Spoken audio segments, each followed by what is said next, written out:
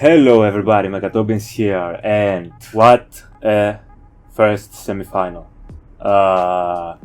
So the semi-final, the first Euroleague Final for 2021 semi-final is over and done with. I'm going to be honest, I did not expect this game to go the way that it went. I mean, the way that it went from start to finish, not the final result. Literally just finished, so I'm just gathering my thoughts a little bit of what I watched. Congratulations to Efes, first of all. Congratulations to them. They're back in the final. They're back in another Euroleague final. I think deservingly so. Also, congratulations to Vasilije Micic for his Euroleague MVP, which he won.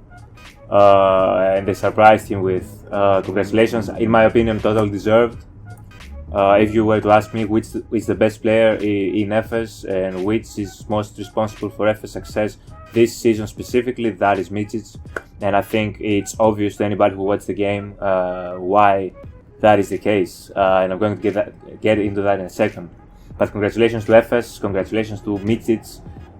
They're back in the Euroleague Final, technically 2 in a row. For the second time in a row since the 2020 season did not pan out. Let's start from the beginning. Efes came out just incredibly confident, incredibly calm, and that is, in my opinion, in big parts to be attributed to Micic and the way he controlled their offense for a huge part of that game. They just looked incredibly poised, and I'm going to get a little bit more details to that in a second as to how CSKA played a part in that as well. But I have to start off with a credit to Micic and the way he led his team. It's been a long time since I saw a player break down a man-to-man defense the way Micic did tonight off the dribble with his use of screens and the pick and roll, and the way he faked, his defenders. They had no idea where the hell Micic was going to go next.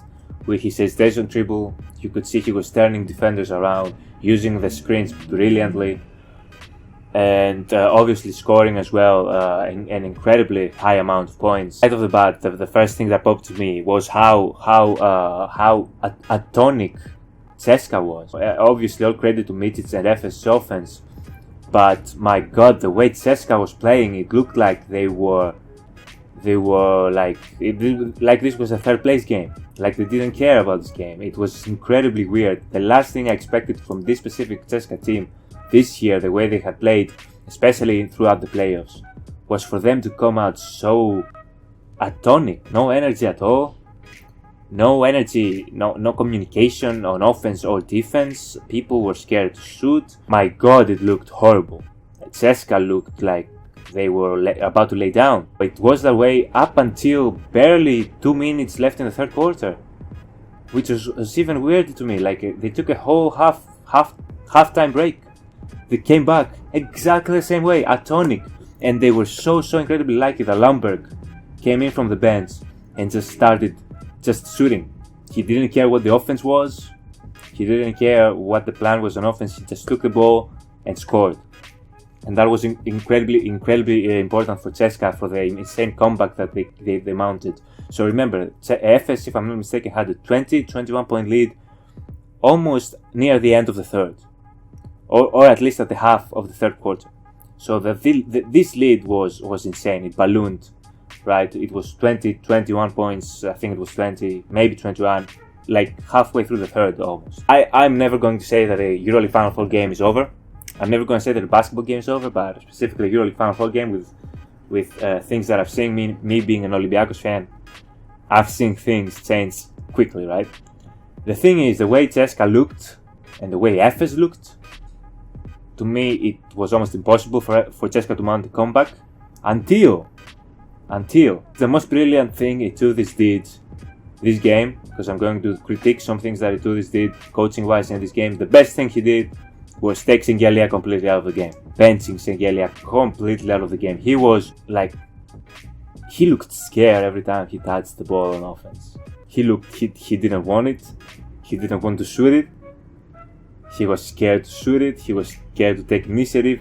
They would give him the ball like they did all season in the post, and he would just look around, try and find player to pass it to, scared.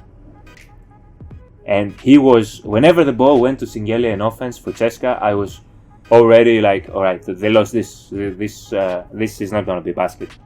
Back on defense. Like, it was that bad for him. And the smartest thing to this did was bench to do it completely.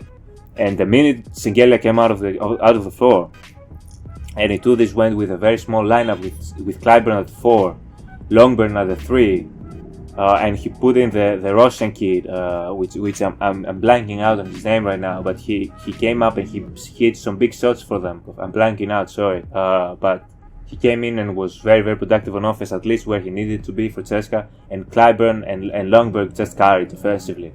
But yeah, this is where I start going into my Clyburn congratulatory part of this video. He played unbelievable. Longberg was the reason they managed to have the mental energy and capacity to think that they were able to even come back, but Clyburn just started like taking it personal, and he willed his team back. Honestly, he was just, and again, he wasn't just settling for jumpers, and this is what I'm saying here. He wasn't settling up until a point which I'm going to reach near the end of the video, which in my opinion decided the game at the end. And CSKA started mounting a comeback.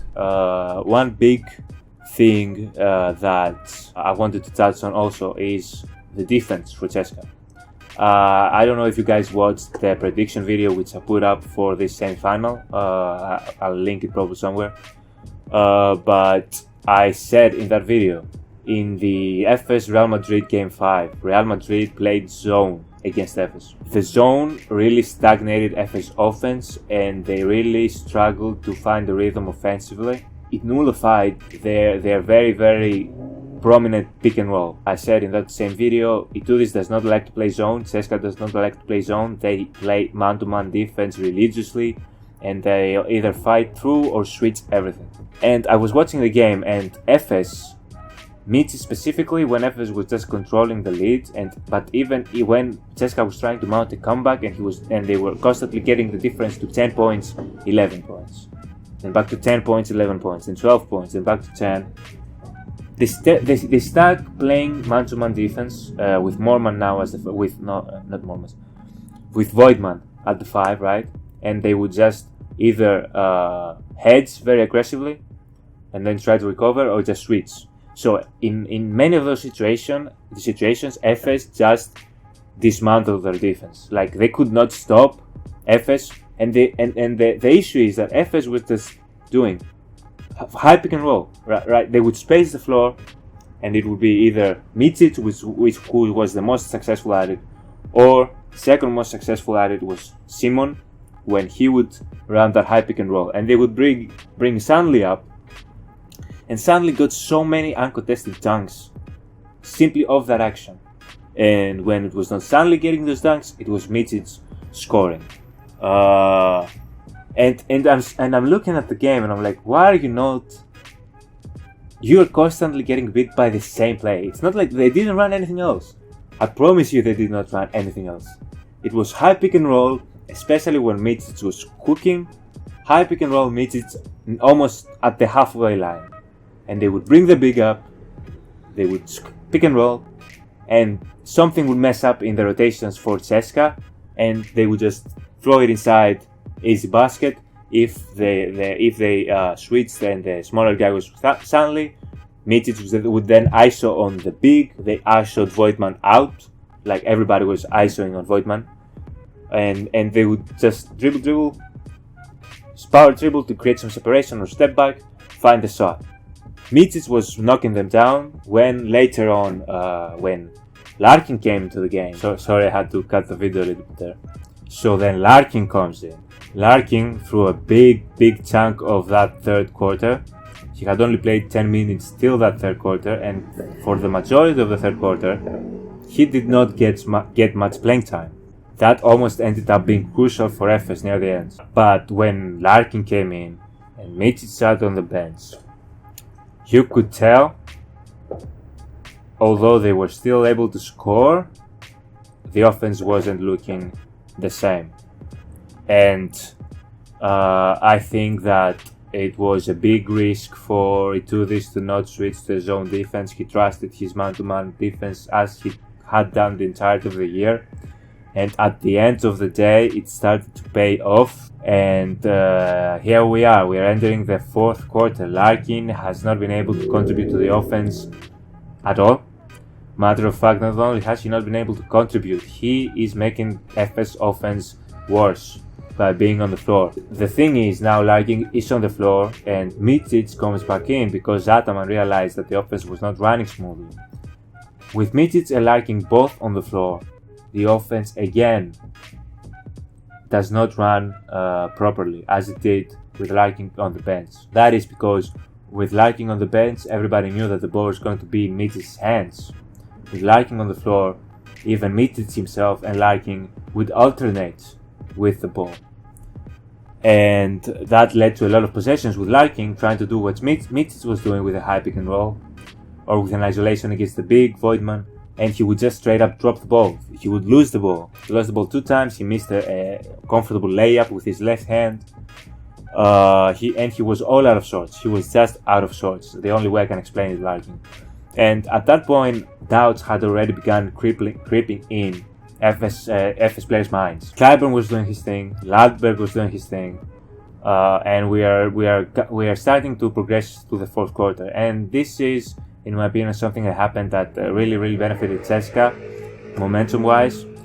I think, although Landberg getting a 5th foul call was huge, because Landberg, who had been scoring, who was the guy who sparked CSKA offensively in the third quarter and the start of the fourth, eventually fouled out with 5 fouls, right?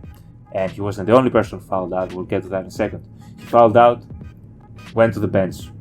I think that only riled up CSKA's defense a little bit more. It riled up CSKA's players a little bit more, and they started playing collectively a little bit more passionate. The only way I can put it. Hackett started stepping up. And the thing is, it was Hackett, it was Clyburn taking the ball to the rim constantly. They were either getting fouled and shooting 2 free throws, or they were finishing. Through the duration of that, CSKA kept playing man-to-man, and they did get beat many times. I don't know whether I'm going to contribute CSKA's comeback to their man-to-man defense, or if I'm going to contribute this to Efes offense just malfunctioning and getting in their heads a little bit as CSKA was starting to cut into the lead. I still believe that CSKA, with a zone defense, especially near the end, with Efes struggling mentally, they could have probably secured a few more stops. They could have probably secured a few more rebounds, which they lost. Some crucial rebounds, especially a crucial rebound that Dunston grabbed with I think it was a 2-possession game. Efes didn't end up scoring despite the rebound, but that was still a big rebound. It was one less offense for CSKA, and eventually it deemed to be crucial. I wonder what would have happened if CSKA had decided, you know what, our defense isn't working in the pick and roll. They're killing us either with the pass to the big man on the dive, or with the switch and the isolation with the guard. Let's zone up. I wonder how that would have turned out. I wonder if it would have benefited CSKA the way I believe it could have benefited CSKA. But ifs don't exist in sports. You either do or don't. It either happened or didn't happen, and in this case it didn't happen. And to their credit, CSKA, they came back. Efes started losing control of the match a little bit, and you could tell a little bit they started panicking. I think Ataman probably would have benefited following CSKA and going small quicker than he did, because he still played with 2 traditional bigs, while CSKA had Clyburn at the 4, and Clyburn was killing them going to the rim and finishing. And speaking of Clyburn going to the rim and finishing, so we are in the last few minutes of the game. CSKA has got the difference to 5-4 points, battling between near that area. Oh, by the way, there were 2 very questionable foul calls, which I think impacted the game in the sense of the first foul call. It was on Micic. It was on a drive to the basket. It wasn't a charge. I think it was Hillard. He was first of all moving on the. That's a familiar side we've seen with CSKA in the playoffs as well with Vasilije. Hillard was moving his shoulder first of all, and he was in the restricted zone. second of all, and he didn't have even set feet. His feet was moving. Here he moved to shoulder, he moved his feet, and he was in the restricted zone. And they still called an offensive foul on Micic on a drive. That was big, because that was Micic's fourth foul, and they go back the other way. They call a foul which should have been Micic's fifth foul, defensive foul, on a drive attempt to blow by him. He was moving, arms up, but he was still moving in the direction of the ball. That's a defensive foul. That should have been, if they were going to call it properly, the fifth foul on Micic there. But they made the made-up call because they probably realized that they messed up the previous play, and they gave a charge of Hackett. So just when Micic might have thought he avoided fifth foul, then a few plays down, he came back a little bit out of control. That was the point where Efes had just lost it mentally, I think, a little bit, and he pushed Hackett with his offhand, trying to blow by him, similar to how Hackett did the previous play. That's a foul, and he's out of the game now. And that's when I was watching, I was like, oh, now it gets really, really interesting. Efes needs to build a statue, if they win this championship, to my favorite player, Boba. So, what happened was, Micic fouls out, he goes to the bench. Now it's crunch time. And in crunch time, it was not Larkin for Efes. It was not even Simon for Efes. It was Boba. I think he scored 3 out of the last 3 buckets that weren't free throws. And they were tough too, contested. He would go one-on-one against his defender. Again, they would do the high pick and roll again, and they would switch it. I think one they switched it and he blew by the big man and he went to the layup. One, the defender kept with him, and then he took him and ISO'd and hit a tough turnaround jumper. And I think it was one more jumper as well, if I'm not mistaken. And Boba just took over the game calmly. In my opinion, he won the game for Efes. Everybody else seemed to be out of sorts. Larkin was he was just losing the ball. I'm telling you, he was just losing the ball. I'm sure you saw it if you watched this video. And he was bad. Larkin looked bad. And Boba carried them offensively. He scored a bucket after big bucket after big bucket. Just when CSKA had the difference to 3 points and then 2 points, Boba would score. CSKA keeps insisting not to make adjustments to defense, man to man. Again, they get beat with a high pick and roll. That was the Efes offense at that point. Down the other way, Clyburn was going to the basket. Hackett was going to the basket. They were getting either fouled or they were finishing, or fouled or finishing. And the thing is, Clyburn was going to the rim, and he was successful going to the rim the entirety of the fourth quarter, basically. And near the end of the game, they had the lead. It was either a 2-point lead at one point, and then a 3-point lead, another point, and then obviously the last play of the game. And Clyburn suddenly, all of a sudden, started settling. They had distinctively, I remember a play. He was isolated in the far left side of the court against Singleton, and they just ISO'd him, right? And I was thinking, all right, blow by him. You are quicker, you are smaller. Use your dribble like you did the entirety of the game. Go by him. He just ISO'd, looked a little bit at the basket, jab step, and then pulled. Did not make it. Bricked. They get the rebound. They kick it out. That was a 2-point game at that point, 2-point deficit. That was for the lead, and it was a minute left in the game, right? He shot it, he missed it. They grabbed the rebound, they kicked it out. Instead of resetting for a good offensive set, Hillard, for whatever reason, Hillard was having a horrible defensive game, offensively as well. I never looked for Hillard to be the offensive option for CSKA, but defensively he was blowing coverages constantly, especially when they got him in the pick and roll. At least 2 times I remember where he did not rotate to the big, he did not switch, nor did he stick to the player with the ball. He was just in no man's land, and he found the open dunks that I was talking about with Sandler. But then Hillard, for whatever reason, after the kick out, after the rebound, they had a new 14 seconds. He just shot it, and he didn't even have a good look to shoot it. He double pumped to get it off. And I'm watching, what are you doing, CSKA? You were so successful going to the basket, all of a sudden you start jacking up threes. Efes still wasn't able to put them away at that point, and we reached the point, or the crucial point of the game, they missed a crucial shot.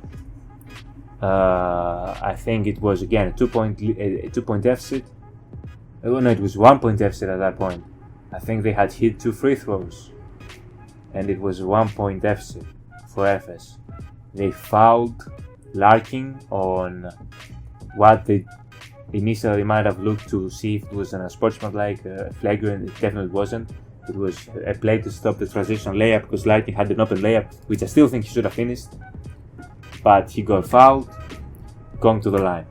Now, Larkin, the last thing I expected from Larkin in that situation is to miss a free throw. What did Larkin do? He missed the free throw. He made the second one, which gave CSKA the chance to call the timeout that they had. It's a 2-point game, you're down 2. You have the chance, with 9 seconds on the shot clock, get a good shot off. Here's the thing, as I said, Clyburn was going to the basket the entirety of the fourth quarter, even the third quarter, at the end of the third quarter, scoring, or he was either getting fouled. If it was me, with Micic in foul trouble and Efes seemingly choking the game away at this point, I'm going for a 2. This game is going to overtime. The ball needed to go to Clyburn's hands. No question about that. He was the hot hand. He's the player that you trust to win you the game or lose it. It is what it is. I just don't understand why they decided to go for the win in that situation. Or rather, I can understand why they decided to go for the win. I mean, it depends. You see, your team, how they're looking at that time out, and do they look like they're capable of competing in an overtime, extra 5 minutes. So maybe they just were gassed and they were like, this is it, we're going for the win. We either end it or we lose. Basically, there was no real action, no real play. Clyburn just came up through a screen, he got the ball, everybody spread out, dribbled, thought it a little bit, and as he was shooting, I could see that he had a thought in his head, maybe I shouldn't be shooting this, but at that point it was too late. The ball was in the air, he shot it, came up short. Larkin got the rebounds, got fouled. What did Larkin do, guys? He missed another free throw, but at that point it was basically over. It was like 0.5 seconds on the clock. But still, what is Larkin doing in this game? I did not understand why he made the second free throw. It only gave Efes a chance, a better chance to get a shot off if they got a good inbounds pass. And CSKA tried a full court pass at the end with 0.5 seconds on the clock. My personal opinion is with 0.5 seconds on the clock, you have a better chance to just give it to your guards facing the basket and they just shoot it from half, rather than throwing a baseball pass with the hope of you're not going to get a good shot off, in my opinion, that way. So the defense is going to be on it as they were. They're either going to tip it or you're going to find your offensive player with like 2-3 defenders on him in that shot. So they go for the full court pass, gets intercepted by Larkin, I believe. The ball goes out of bounds. For whatever reason, the refs still wanted to give some few more seconds on the clock. They wanted to see if the ball had bounced out before the shot clock expired. It hadn't, and the game's over. The takeaways, other than congrats to Efes for another final. Larkin can't play any worse in the final, which is a good thing for Efes. Last Final Four Efes was in, Larkin balled out in the semi-final and played horribly in the final. Or rather, he did not play horribly in the final, he just wasn't that good as he was in the semi. That's a good thing. Maybe he's saving his good game for the final this year. Micic needs to handle the ball the most out of anybody in Efes on offense. Boba is the GOAT. No, but for real, Boba took them home, he carried. He was insane in the crucial points when he needed to be, because he has ice in his veins. CSKA, in my opinion, should have tried zone at least a little bit. And what's my fifth one is Clyburn. Hell of an effort to ball out the way that he did. He always does in a Final Four. He balled out, gave it his all. Like you can't fault him for missing that last shot. It is what it is. You go for the win. You either make it, you're a hero. You miss it, you're not even a villain in this case, because the only reason they had the chance to win it was because Clyburn put up the numbers that he did. Oh, the biggest takeaway, which I almost forgot to mention, is the way this game ended, I think might help Efes in the final. Because many times a team that just cakewalks through a semi-final into a final, if they found themselves in a do-or-die situation near the final, if their shots weren't falling the way they did in the semi-final, then doubt starts creeping in, and you feel like, oh, I played my best basketball in the semi-final. I cannot find my best basketball here in the final when I need it the most, and that can lead to disappointment in the final. I think it was a gift that they didn't know they needed. This CSKA comeback. I think it will toughen them for the final. To not make the same mistake again. Not go flat near the end. I think Larkin will play better. I think Micic will just be Micic because he's that good of a player. And Efes to me right now, no matter who wins the other semi-final, to me they will be the favorites, but at the same time it's not going to be easy. But they're this close again to something they've been fighting for 3 years now, and right now they're one game away of doing that. Congratulations again to Efes, congratulations to the fans. I'm sure this was a hell of a game for you guys, but you're one game away for a title. Second trick is Euroleague, the first for Efes, and big game on Sunday, and we'll see with who they will pair up against in the second semi-final, which will be happening soon, and I will be doing a reaction to the result. But that's it from me. Thank you guys for watching. Again, press a like if you enjoyed this reaction, subscribe for more videos, for more basketball, Euroleague content, whatever, and see you in the second semi-final.